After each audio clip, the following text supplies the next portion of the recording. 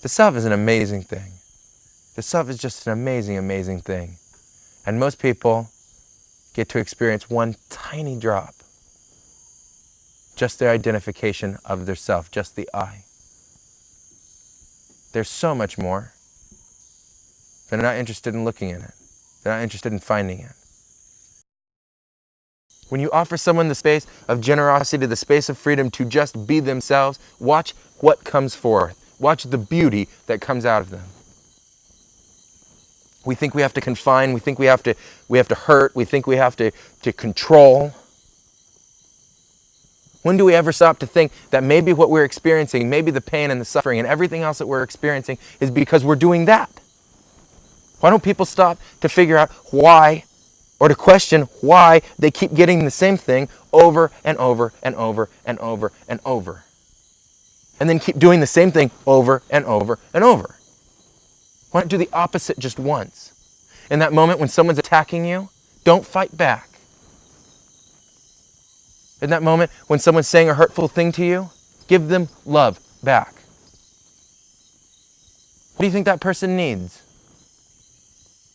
When are we ever in a space, in an environment where we are just loved for just being us? Nothing else, nothing more. Not being asked to be something, not being asked to look like something, not being asked to perform in a certain kind of way. Just a space that's non-judgmental, just a space that's saying, you already are good enough. Offer that to yourself first and see what happens. Offer that to somebody else and see what happens. People come here wanting to change, not realizing what it is they need to change. They don't need to change themselves. They need to change how they react to life. What they make for themselves and what they make for others. They don't need to change who they are. They don't need to change what's inside them, in their core, in their essence. They've traded the greatest gift ever for an illusion. They've traded it for an image of themselves. An image. Then they modify the image, they change the image, they Photoshop the image. They do everything you possibly can with the image. They sell the image, they dress the image up. They do everything they can with the image, and they never stop to ask themselves, am I this image? How did this image come to be? What is behind this image?